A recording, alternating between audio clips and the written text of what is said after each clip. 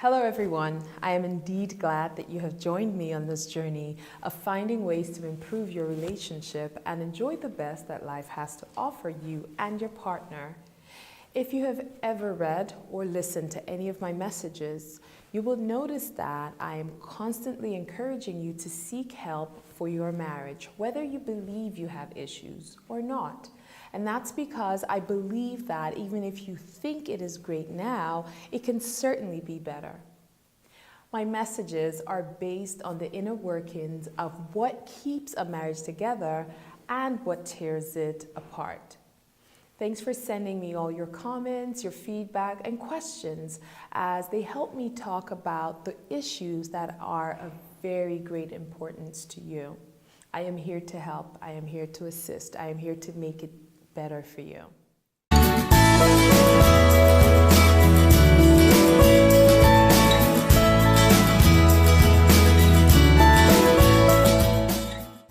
In previous videos, I answered questions relating to the necessity of working with the marriage coach, and what I thought is today I should share with you the practical ways to get the best out of marriage coaching. My experience with couples has actually shown that it is quite possible for one to go through the marriage coaching sessions, stand up, and walk out the door, still feeling totally confused and unsure of what their next steps should be. What I hope to do today is to illuminate that dimly lit path of unknowing. Because again, if you focus on the work that is involved in getting your relationship together, you will definitely make it. Fixing your relationship by working with a marriage coach is actually more effective than most people think. All you need to do is keep these 5 points in mind. So you have decided to seek out and consult with a marriage coach. First, I'd like to congratulate you because you have just taken a very bold step to the beginning of the best years of your life. While I might be sounding too fired up and optimistic, I know exactly what I mean by saying that. Fixing your marriage or getting tips to help your marriage better simply eases out your life. You sleep better, your work duties are handled with more energy, you relate with people much better, and generally you live a happier life. And all this just because you have taken care of your most important relationship. Think about it. When you have a disagreement with your spouse and you head off to work, how do you feel? Doesn't that affect you in the least bit? We know how it feels pretending to the world that we have it all together, yet nursing a festering hurt. Ouch. To get the best out of marriage coaching, tip 1. Ensure that you have found a coach that you are comfortable working with. One who offers you flexible methods of engagement with them and handles all the concerns that might have prevented you in the past from seeking counseling. For instance, if your privacy was a major concern in the past, you do not have to be forced to visit them in their practice alone. They should also be able to counsel you using the many ways that technology has afforded us. For instance, Skype. Personally though, I am quite technologically challenged. It's really unbelievable how so much has changed these days. But began to understand the extreme importance of learning how to leverage technology to do my work even better. And these days, most of the world connects this way anyway.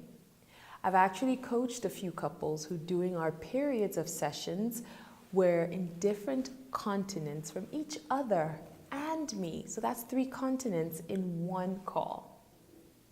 Tip 2. Flexible meeting times are very important. A Monday through Friday, 9 a.m. to 5 p.m. coach's schedule might just not cut it for you. Aren't these the hours that people generally work? I find that a lot of couples seeking help for their marriage give up once they are faced with conflicting schedules with their coach.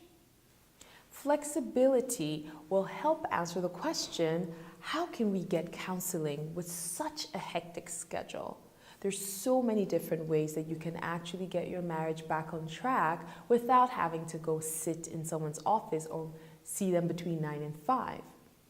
In the same vein, if nothing can be done to arrive at an agreed upon meeting time, find a counselor that has workshops where you could spend your weekend with other like-minded couples, or one that has an audio or visual coaching system that could help you to listen to the same pertinent information they're sharing, but all at your convenience. These systems always give you complete access to your coach in the event that you need extra support or require answers to any questions that may arise. So it's important to look for a flexible coach. Tip number 3, keep an open mind. Once you decide to get coached, it is important that you arrive at each session with an open mind. A closed mind will only spell disaster, as your coach will be unable to get to the heart of the matter without you engaging truthfully with them. What I tell my couples is this: you've made it out this far, you might as well let it all hang out. Letting it all hang out would be the beginning to solving this mess that you're probably facing. Keeping anything back just sets you up for an incomplete coaching experience. Ever heard what happened to the darkness when a flicker of light was introduced? Yes, the light shines right through it. Stop hiding. Surely it hasn't been helping you so far. Open up and see the freeing results of just being vulnerable and not so closed up. Listen, ask questions to clarify, and then apply what you have heard. Open minds are imperative in the entire coaching process. Number 4, say after me: the only person I can control is me. Since you have found yourself talking with the marriage coach, I am certain you went with the expectation to hear from the coach how your spouse has been responsible for all the issues you have faced in your relationship, right? A trait that most women possess is the "I'm fine and you're the one that needs to change, I'm in counseling just to support you" one. And that's a trait that women possess. Most couples are ready to hear how their spouse has to change before they're able to enjoy a new and improved relationship. I'd hate to be the one, no, scratch that. I'd love to be the one to let you know that you can't be further from the truth. Research has shown that the couples who emerge successfully from coaching are actually the couples that go in with the mindset to learn what they might be doing wrong and are determined to change. If you intend to listen for your spouse in all your sessions, you have lost the entire plot, and you will not experience a renewed relationship. We have all heard that we should be the change that we want to see in others, and that is the truth. The same truth applies when you and your spouse decide to receive counseling. I always like to say that in marriage, who's right and who's wrong in an argument is totally subjective, because everyone believes they're coming from a good place, and they just might be. There's no right, there's no wrong. You do not get far in your journey to fix your relationship if you are constantly pointing at your spouse. Just remember, though, that as one finger points to them, at least 3 point right back at you. Go to counseling and hear ways that you can make changes to transform your relationship. Do not go to get your spouse to change. It's about you. And tip number 5, show courage by being vulnerable.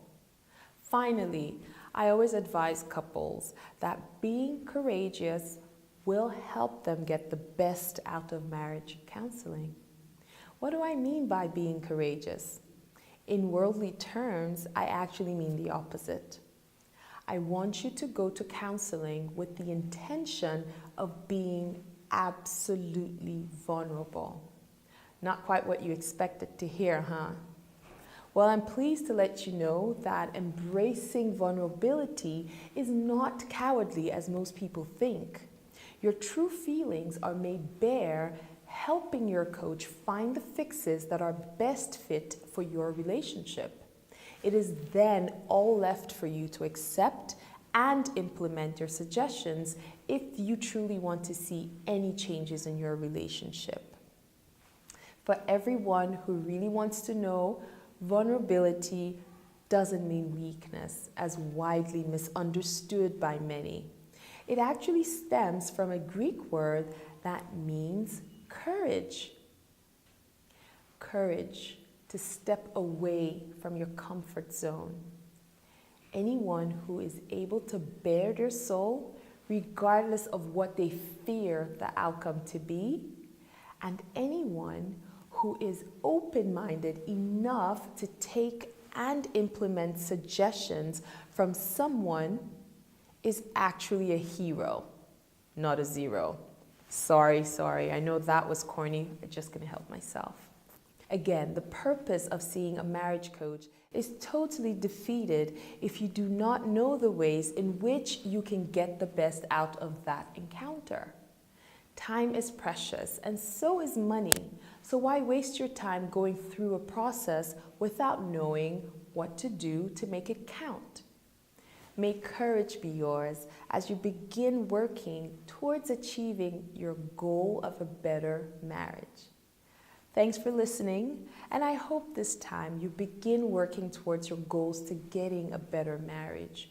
To find out more about me and my counsel on marriage, please subscribe to my YouTube channel or visit my website at ZeeZeeIO.com. I am determined to help you keep it together. Have a fantastic day.